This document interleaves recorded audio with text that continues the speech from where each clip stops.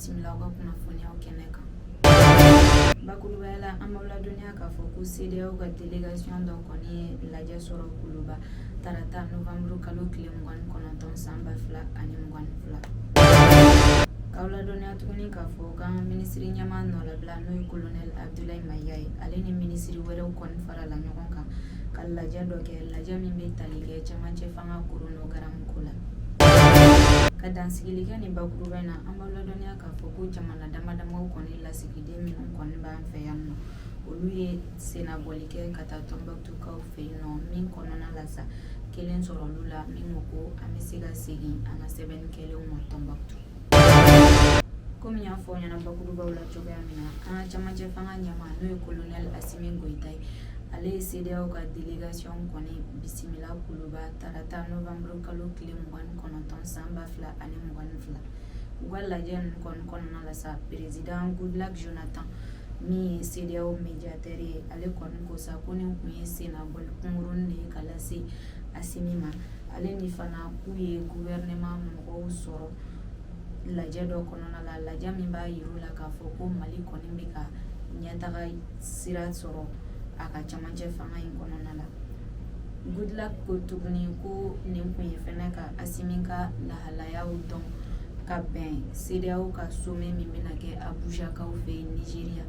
décembre kalo natɔ in na o tile 3.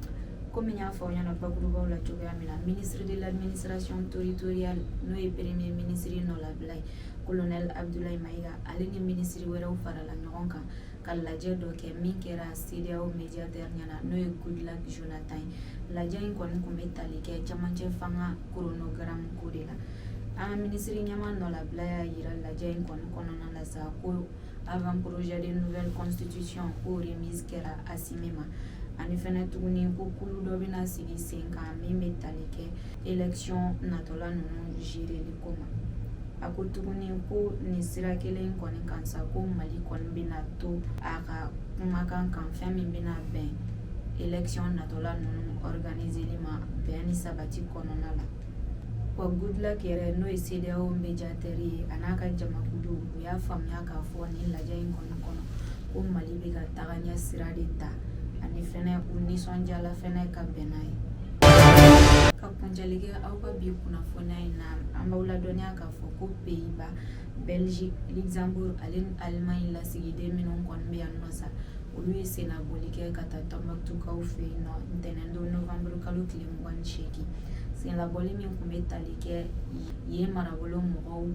dɛmɛli ko la. Wa sennabɔli in kɔnɔna la sa u ye lajɛ dɔ sɔrɔ yen autoritéw bolo ale ni société civile mɔgɔw fɛ fo a lajɛ kɔni kɔnɔna la sa u dɔ la kelen y'a yira k'a fɔ ko an bɛ se ka segin an ka sɛbɛnnikɛlenw ma Tɔnbɔkutu. Ni ne kun bɛ dansigili kɛ aw ka bi kunnafoniya la aw k'an bɛn magazine